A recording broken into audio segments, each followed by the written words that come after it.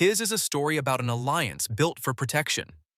It ended up killing more of its own members than any rival gang ever did. One of its founders bled out on a sidewalk, called over by name from a car he thought he recognized. The other was strapped to a gurney 26 years later and executed by lethal injection. A Nobel Peace Prize nomination couldn't save him. In between those two deaths sits a CIA-linked cocaine pipeline, decades of federal cases, and a murder that made international news as recently as 2019. Go back to 1969. Raymond Washington idolized the Black Panthers' discipline, but none of their politics. He wanted the structure, not the cause.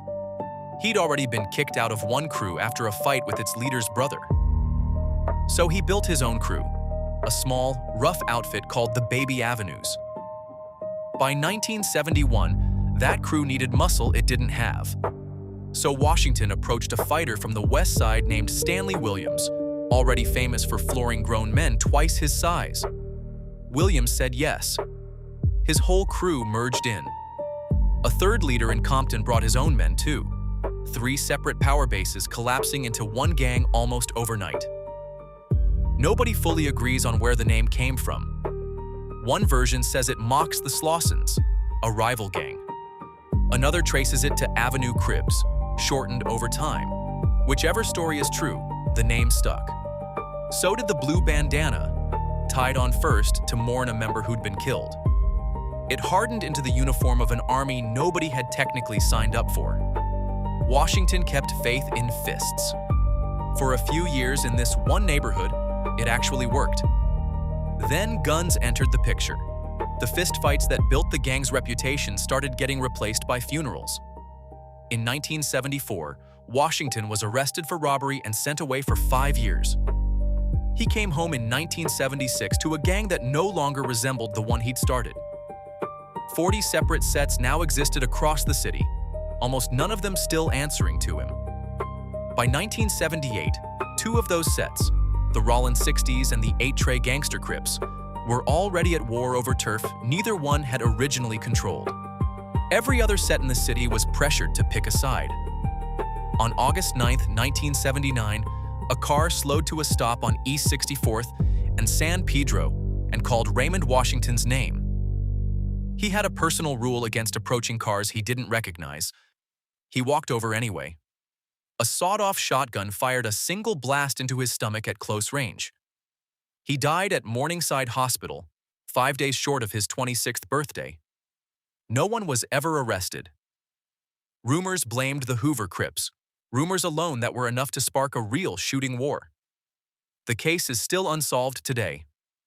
Months earlier, Stanley Williams had already been arrested, charged with 4 murders committed during 2 separate robberies.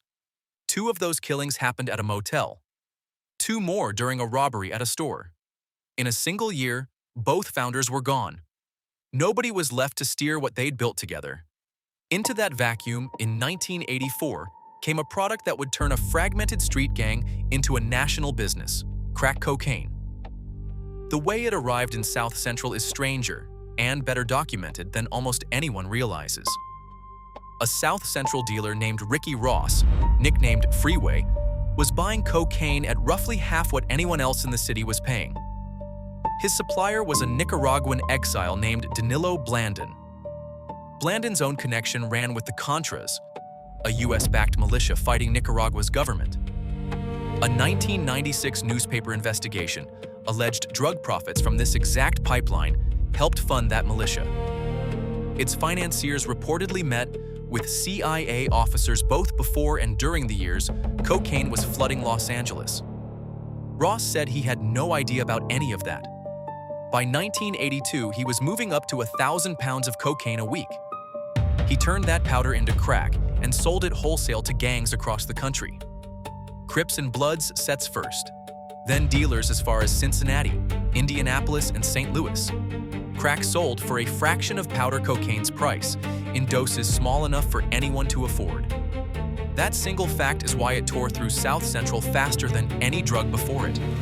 The money funded something crack dealers hadn't had before: real firepower. Automatic weapons started showing up on corners that had only ever seen revolvers. In 1991, Ross testified against Los Angeles narcotics detectives accused of stealing drug money and planting evidence. He said they'd used his own operation to skim cash for years. In 1996, Ross was convicted of federal cocaine conspiracy charges in San Diego. By then, the pipeline he'd built had already reshaped Los Angeles for over a decade. Crip membership exploded past 30,000 people. Towns that had never once used the word set suddenly had their own chapter. Individual sets began franchising their own routes, planting flags as far off as Seattle and Denver by the late 1980s. Back home, extortion and stolen cars kept cash flowing between drug runs. Law enforcement's answer was blunt: mass sweeps that arrested entire blocks regardless of guilt. One specific set, formed in 1976, became the most consequential single chapter in the gang's history: the Rollin 60s neighborhood Crips. Their war with the Eight Trays kept producing new alliances. The Eight Trays eventually partnered with a separate gang, the Inglewood family, purely out of shared hatred for the 60s.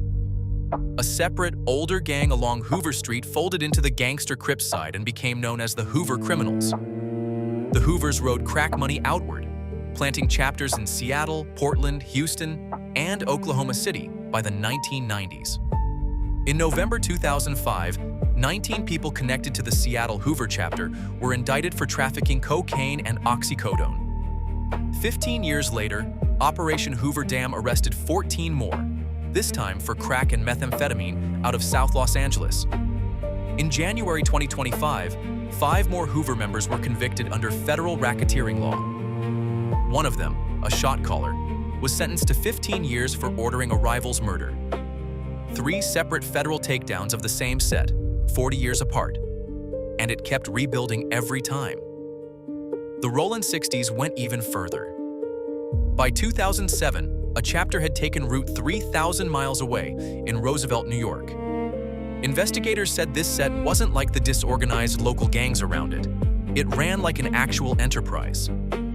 Roosevelt had weekly shootouts for years. This set was at war with Bloods and rival Crips both. In 2014, the set's own second-in-command started cooperating with federal agents. 9 more members followed him. 20 arrests that year, 8 more by 2018. The chapter was fully dismantled. Shootings in that one town dropped by more than 70% afterward. Detroit had its own Rollin 60s chapter too, started in 2008 by a man who'd moved there from Los Angeles. Within a decade, it had grown to roughly 150 members on the city's west side. Federal prosecutors tied that chapter to murders, armed robberies, carjackings, and years of gun and drug trafficking. A 2017 trial ended with the final defendants convicted of racketeering conspiracy. Back in Los Angeles, the Rollin 60s and Eight Trays rivalry never actually ended. In the 2000s, one Rollin 60s figure became something the gang had rarely produced: a legitimate business success who never actually left the set behind. His name was Nipsey Hussle. He'd shouted out the Rollin 60s on his breakthrough mixtape and poured real money back into the neighborhood that raised him. On March 31st, 2019, Hussle was shot and killed outside that same storefront. Not by a rival gang, by a fellow member of his own set. His death made international news and brought scrutiny to the Rollin 60s that Los Angeles hadn't seen in years. That scrutiny eventually reached Eugene Henley, known as Big U, the same figure who'd helped launch Hussle's career.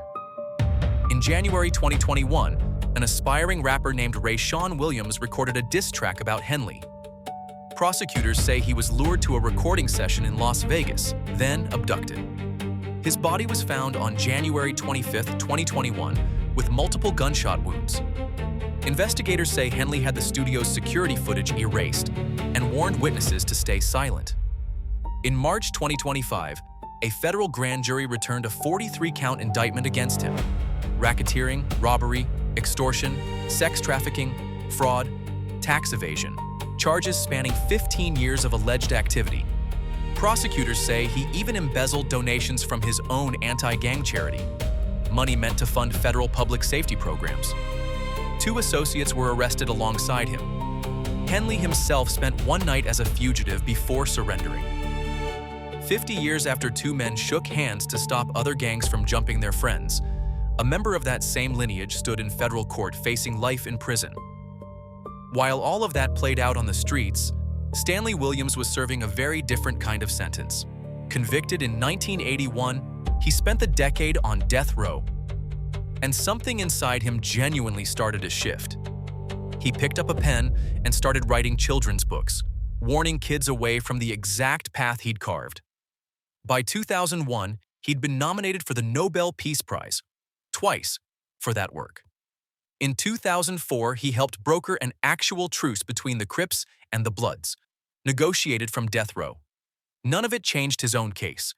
It came down to one decision the governor of California still had to make.